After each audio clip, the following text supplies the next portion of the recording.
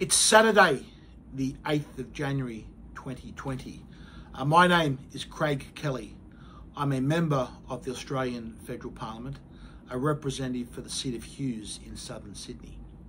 And I'd like to take this opportunity to apologise for the appalling conduct of the Victorian State Government and the Australian Federal Government to the tennis player, the world's #1 tennis player, Novak Djokovic. What has happened to him is an embarrassment and disgrace to our nation. It has made our country an international laughingstock. It is purely local politics played out by the Victorian Premier Daniel Andrews and our Prime Minister Scott Morrison. Both of them are responsible for this disgrace and this embarrassment that they have brought upon the nation. It all goes back to a simple concept. These politicians, Labor and Liberal politicians in our country, are not following the science, they are not following the evidence, they are just playing politics. The only excuse that you can have for discriminating between a vaccinated and unvaccinated person is if the so-called unvaccinated person has a much higher risk of having COVID and spreading it to others. But the data that Scott Morrison and the data that Daniel Andrews doesn't read shows the exact opposite. Let's just have a quick look at this data that shows what a disgrace these two politicians have brought upon our country and how unjust and how abusive human rights what they are doing to the world's #1 tennis player at the moment. Now, Australia doesn't have this type of data, but we can look at the data from the UK Public Health Agency. And let's have a look at we know that Novak is around 34 years of age. So let's have a look at the data for the 30 to 39-year-old age group. The latest data out of the UK that looks at the number of COVID infections in that 30 to 39-year-old age group amongst the vaccinated and the unvaccinated. Now, firstly, the raw data from the UK for the last 4 weeks of 2021 shows that there were 75,000 people in that 30 to 39-year-old age group that were not vaccinated that caught COVID. But the number in that age group that were fully vaccinated was over 393,000. Now, to be fair with the numbers, to get the actual relative risk, you've got to look at the number of people in the age group that are not vaccinated against those that are. And the UK data does that. So in the unvaccinated, we have 2,686. But for the fully vaccinated, the rate of infections is actually 138% higher at 6,383.9.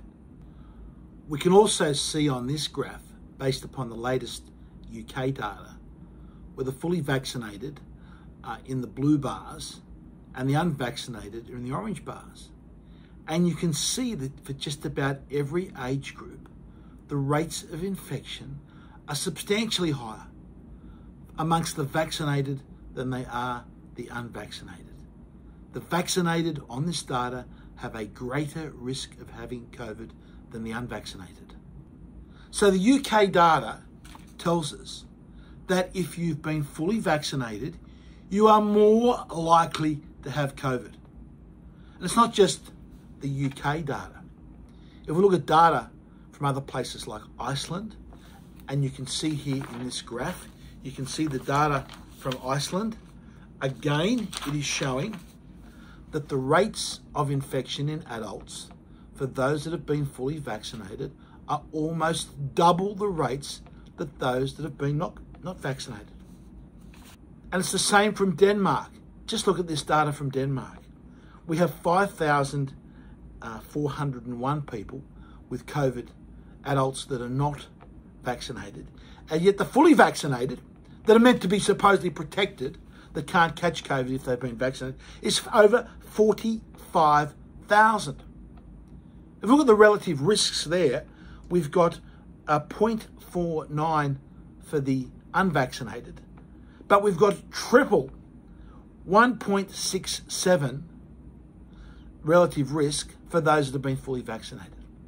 The data is the same for other countries that actually put this data up, unlike Australia, where our medical and government bureaucrats hide the data from Australia. So the data is clear from around the world. This is a pandemic of the fully vaccinated. To exclude people from this country based upon vaccination status and to exclude the unvaccinated is completely contrary to the evidence. But yet, that is what these pathetic excuses of politicians have done. And in doing so, they have embarrassed our nation on the international stage. They have asked people, putting the question, why should Australia maintain the status of having our Grand Slammed open if this is how petty and parochial our politicians are going to be? There is no case for discriminating against people coming to this country based upon their vaccination status. But our politicians don't want to tell the truth. The Labor and Liberal Party in this country do not want to tell the truth about that because they have been behind mandating and forcing Australians to be injected with its experimental vaccines.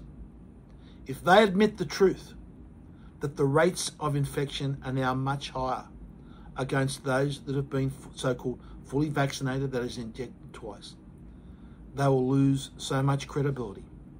So they would rather protect their own pathetic reputations and damage the reputation of Australia and Australians in the international sphere. So again, I apologise to Novak Djokovic on behalf of the Australian people and our Australian Parliament. I apologise to the people of Serbia. This is a disgrace, this is an embarrassment to our country, and it just shows how far our great nation has fallen under the guise of the Liberal and Labor parties in this country.